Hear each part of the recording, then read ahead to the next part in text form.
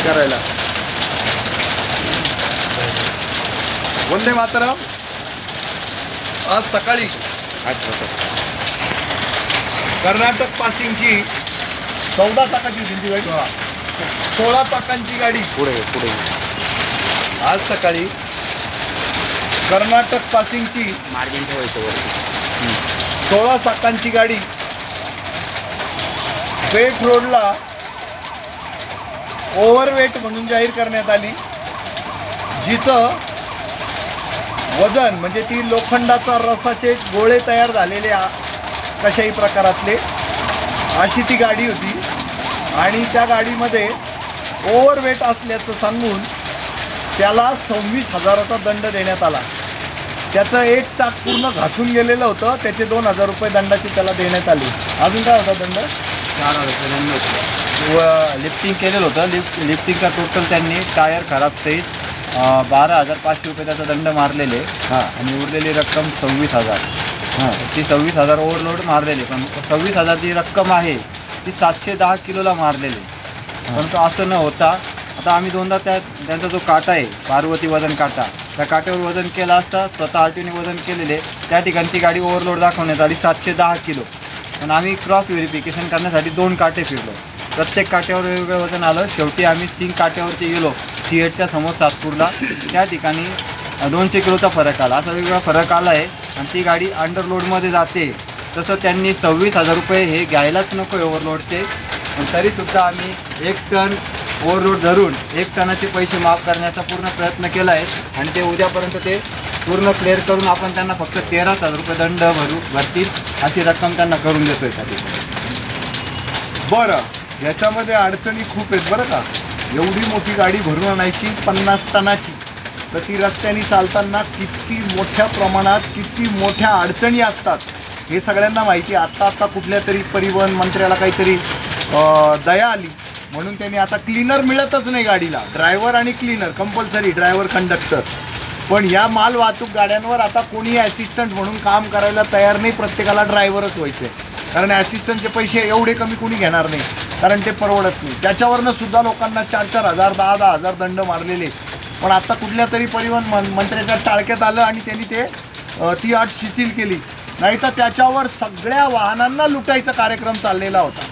पण RTOला तुम्ही हप्ते दिले ना, तर इथे नाशिकमध्ये सगळ्या ज्या प्रवासी वाहतुकीच्या बसेस आहेत, लक्झरी स्लीपर कोच, त्याच्यामध्ये माल वाहतूक किती मोठ्या प्रमाणावर होते. त्याच्यात 90% माल व्हायला जातो. आता आपण बघायला गेलो समोरच्या मार्केटला 90% माल वाहतूक होते. कोणत्या गाड्यातनं? लक्झरी गाड्यांमधनं. तर याचा विचार व्हायला पाहिजे की ह्या वास्तूमध्ये आम्ही उभे आहोत आता, इथं भ्रष्टाचाराची बचबच पुरी आहे. आणि त्या माणसाला 36,000 रुपये लुटलं, त्याला मिळालेलं भाडं 58,000 रुपये. कुठून? सुरतवरनं तो कुठे जाणार आहे? होस्पेटला जाणार आहे कर्नाटकमध्ये. एवढ्या प्रवासाचं भाडं त्यांनी 58,500 रुपये घेतलेले आहे. त्याच्या कंपनीतनं त्यांनी जे लोखंडाचे गोळे घेतले त्याचं जे वजन आहे, आता लोखंड विकतायत ते, तर ते कशाला त्यांच्या काट्यामध्ये एक्स्ट्रा वजन दाखवतील? शक्यच नाही होणार. त्यांच्या इथलं जे वजन आहे ते फायनल आहे. आणि पहिल्यांदा ते चेक करण्यात आलं इथे RTOच्या शेजारी भगवतीनं पार्वती वजन काटा, तिथं 700 किलोचा फरक पडला. आम्ही तिथून गाडी काढली आणि सातपूरला ती चेक केली, तर तिथे सुद्धा 500 किलोचा फरक पडला. तर वजन काट्यावाल्यांचा सुद्धा भ्रष्टाचार मोठ्या प्रमाणावर चालू आहे. आणि एखाद्याला जर ते सिद्ध करायचं असेल तर ती एवढी 16 चाकी गाडी आम्ही इथून सातपूरला 15 किलोमीटर घेऊन गेलो आणि 15 किलोमीटर ती गाडी परत आणली. 30 किलोमीटर तिचा प्रवास झाला. त्याचा 2चा ॲव्हरेज आहे. 1 लिटरला ती फक्त 2 किलोमीटर चालते, म्हणजे 50 रुपये किलोमीटर ती गाडी पडते. 100 रुपये नाही, 50 रुपये किलोमीटर फक्त डिझेलचा खर्च आहे. आणि त्या गाडीचा आम्ही विचार केला 58,500 रुपये त्याला भाडं मिळालेलं होतं. त्याचं वाटप किती झालेलं होतं माहिती का रस्त्याने? आत्तापर्यंत आम्ही सकाळपासून मोजले तर 25-30,000 रुपये त्याचं वाटपच झालेलं आहे. डिझेलचा खर्च धरलेला नाही. खूप भयानक आहे.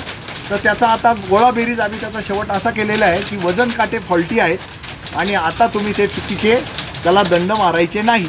आणि त्या गाडीचं चाक घासून गेलं, पण वेळा अटेंड करायच्या असतात म्हणून गाडी लिफ्ट करून त्यांनी ती चालवण्याचा प्रयत्न केला. त्याचा सुद्धा दंड त्याला 10-12,000 रुपये झालेले आहे. टोटल 36,000 रुपयाचा दंड, 58,500 रुपये भाडं, वजा 36,000 किती होतील? 58 वजा 30 हां 22,000 त्याला काय परवडेल? 22,000 डिझेलचा खर्च वेगळा आहे, तो धरलाच नाही आपण अजून. म्हणजे त्याला ती गाडी चालवणं शक्य. एक दिवस तुम्हाला देश बंद पाडायचा आहे का? देश कशाच्या जीवावर चालतो? वाहतुकीच्या जीवावर चालतो. आणि वाहतूकदार एवढे चोर आहेत का? बरं, जे चोर आहेत ना त्यांना तुम्ही 3500 रुपयाचं काय दिलंय? कार्ड दिलंय. त्यांना तुम्ही किती अवैध वाहतूक करा, किती बेकायदा वाहतूक करा, त्यांना अलाउड आहे. आणि तुमचे 3500 नाही दिले तर मग दुनियाभरचे नियम लागू आहे.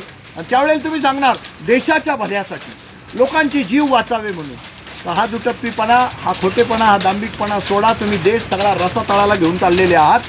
तुम्ही फक्त या शासकीय वर्द्या ज्या घातल्या आहेत तर देशातल्या जनतेला लुटण्यासाठी घातल्या आहेत. हा तुमच्यावर थेट आरोप करतो. सर, विदारक परिस्थिती अशी आहे, तो निघाल्यापासून आहे ना चेक पोस्टला आहे ना पैसे देत आलाय. राजबारीच्या चेक पोस्टला त्यांनी 750 रुपये दिले आणि अजून एक चेक पोस्ट त्यांनी सांगितलं तिथं त्यांनी अजून 750 रुपये दिले. असं वाटप करत करत आला. पोलिसांनी त्याला पकडलं. HSRP नंबर प्लेटच्या नावाखाली त्याच्याकडून 2000 रुपये घेण्यात आले. म्हटल्यानंतर वाहन चालक आणि मालक जिवंत राहील कसा? हे जे प्रशासन आहे आपल्या सेवेसाठी आहे, हे आपलं संरक्षण करण्यासाठी, आपल्याला सुविधा देण्यासाठी आहे. पण हेच जर अशा जुलमी, अन्याय, अत्याचार करत असेल तर हा वाहन चालक जगल कसा? असाच माझा प्रश्न आहे या सर्वांना. लांबून राहू.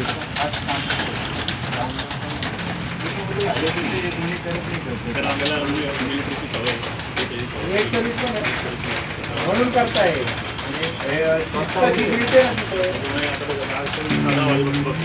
एकही माणूस आलेला नाही, त्याची परमिशन घ्यायला पण मी बसलेलं आपलं काम राहायचं सर. देश आपला आहे, आपण मालक आहे. या इमारतीत काय चालतं तुम्ही पुढे डोळ्यांनी पाहत आहे. आम्ही सैनिक बनून लढतोय. तुम्ही तिकडं लढले, आम्ही इंटरनल लढतोय. चला, धन्यवाद.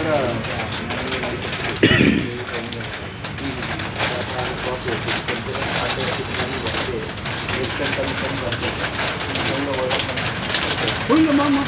बघा कसं माहिती, जर तुम्हाला डाऊट असेल तुम्ही क्रॉस चेक करू शकता. क्रॉस चेक करून जर ते सर्टिफाय झालं की हे वजन कमीच आहे तर डेफिनेटली तो मेमोनाला सर, 3 भाडं मिळालं सर त्याला आणि 36,000 रुपये ताईंनी दंड टाकला.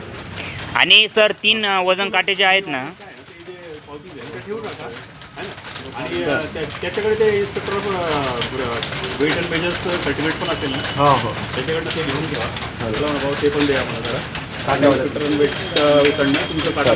सर 2 वजन काट्यांवरती आम्ही वजन केलं क्रॉस व्हेरिफिकेशनसाठी. दोन्ही ठिकाणी ना वेगवेगळं वजन आलेलं आहे. तुम्ही व्हेरीफाय केलं ना त्याला 2 पावत्या झाल्यानंतर दोघं पावत्या त्यांची कंपनीची पावती आहे ती वेगळी आहे. इथं 2 वजन काट्यामध्ये वजन केलं ते दोन्ही याच्यातलं वजन वेगळं आहे. म्हणजे 3 वेगवेगळे वजन आहे. तिन्ही पण वेगवेगळे वजन आहे. काय करता येईल? पण मग ते कशी आहे?